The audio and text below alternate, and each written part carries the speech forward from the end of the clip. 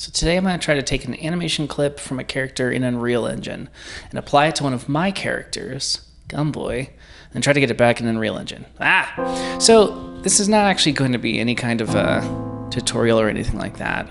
It's hardly even a devlog. It's really just going to be a time lapse of what I did today, and maybe a little bit of an introduction to what I what I plan on doing in the future. So right now, I have this clip of a character going into a run. And I think it's fine to use because it's there, the contact positions are there, and it already connects to a series of other animation clips within Unreal Engine.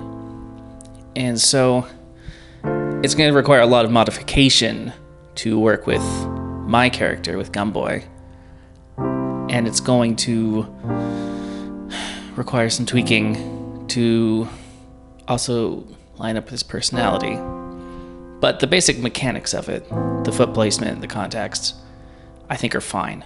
But what I need to do, or what I'm trying to attempt to do here, is the skeleton on the left is straight up from Unreal, from this character. And I don't want to go directly from that to Gumboy. I want to create some kind of a third skeleton that acts as like a sort of intermediary between the two, with similar bone structures and naming conventions so that it's easier to copy the animation data from it to him. See, right now I'm trying to get the animation data to him without doing all that stuff, and I believe I fail. I'm doing this as like a voiceover after I've already done the work. Also, I haven't played piano in a while, so I decided to play some piano and lay it on top of this, or lay it under it.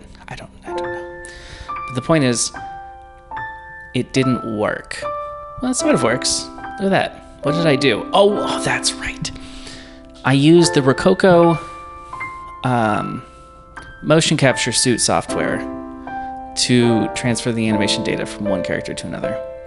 So I just skipped a whole bunch of stuff, testing this out. It appears that it worked. End of video. No, the arm rotation is off because my resting pose is like a T pose and their resting pose is like an A. And so I went through a period of time trying to adjust my character to see if I could get like an A pose rest for it, but I could not. And here I am just deleting extraneous bones. And this goes on for a little while, so maybe I'll talk about something else, such as, maybe not me specifically, but so I've been making cartoons for the last few months using Unreal Engine, trying to figure it out through YouTube videos and other people's channels, which has been really awesome, but difficult. And the cartoons have been going well, and I'm very happy with the animation portion of it. I'm not happy with the rendering or the compositing yet, but with Unreal Engine 5 now being out, I feel like there's no point in diving too deeply into a workflow that may very well be changed or rendered obsolete in just a handful of months. So instead I just decided to focus on different core aspects of the engine that aren't going to be revised. One of those is the game engine side. And I really like the idea of making a game, making a playable cartoon, where the animation is like professional quality, to a certain extent. I mean, I'm a professional animator in the 2D realm, but that doesn't, it's not a one-to-one translation. Like, I've still struggled learning, like teaching myself like CG animation, you know, off of YouTube videos and stuff. I didn't go to school for any of this. But it does have a certain, I've established like a sort of style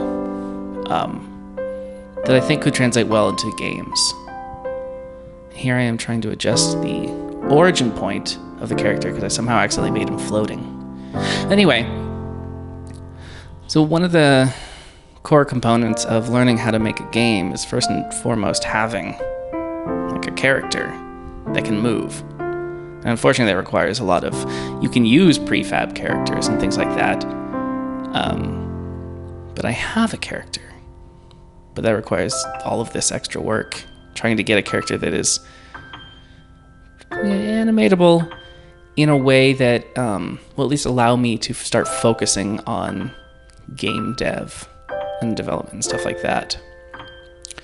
In the first game I made, which is like the first sort of Patreon post I did, there's only 2 animation cycles for Gumboy. Like a very simple idle, which is just a second long, where he just kind of looks to his left, and then like a really funky walk, which I just kind of threw together. But it kind of, oddly enough, it kind of works for the micro game. The game is like 30 seconds in length, and it was largely based on a tutorial. Actually, the same tutorial kind of set I'm following this guy. If you are trying to make games in Unreal Engine and you want to like follow along with me, I'm basically following this guy. I think his name is Dev Addict. I basically bought a couple of his tutorials. They were like 20 or 30 bucks each. But they're fun to go through. And I can kind of tailor them to this character as I go and kind of make something that, like right now I'm in sort of an immersive phase of the game development side of things where I sort of write things down, sort of am taking notes, but largely I'm just trying to overwhelm myself with information over and over again, repeatedly.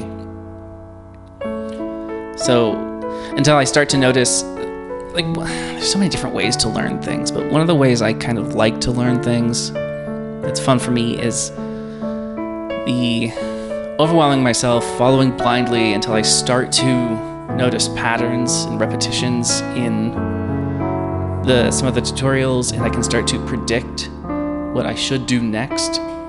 So I'll do that a lot, where I will pause a video and try to guess at what I'm supposed to do next. And sometimes I'm right, but most of the time I'm wrong. But oh, that's the actual resting pose of Gumboy, that weird closed eyes and that weird creepy mouth.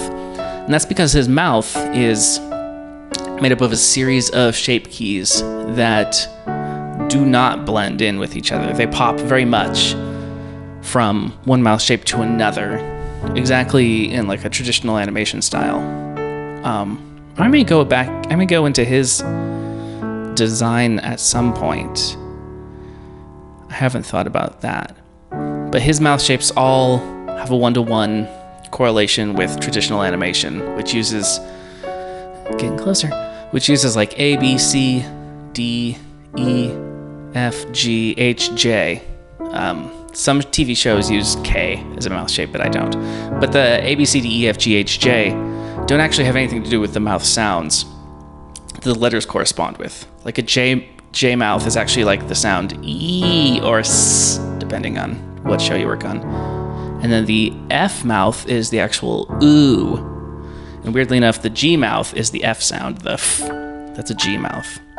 But anyway, those are the mouth shapes I have for Gumboy. But I also have a camera left and camera right for him, because the mouths are flat and the tongue line is arced. So depending on which way he's facing the camera, I have like a left and a right mouth shape, which was a lot of extra work. It was literally twice as much work, and it's very stupid. It looks great in the rendered cartoons. Impossible for video games. So I'm just gonna pick a side and go with it later. Anyway, I like to kind of predict what's gonna happen next in a tutorial, and then once I get to that predictive phase, I will start taking notes. Really crappy notes that you wouldn't be able to follow if you didn't know what you were doing. Like, I like to take notes that suck and then try to recreate things using those terrible notes, because it requires a level of remembering and a little bit of critical thinking to replicate things correctly.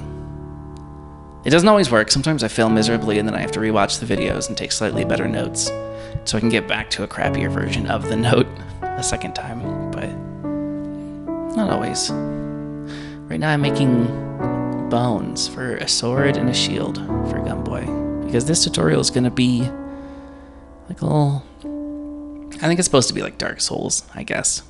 I don't know how intensely I'll get into it. I'm always going to make something playable. I think that's really important for anytime you want to learn something. Blind mechanical learning or rote memorization is never going to take you very far. You always need to have a sort of end goal. And the problem with a lot of end goals is that they're too ambitious. I have that same problem too. What I end up doing is compromising and just kind of showing the world my compromise.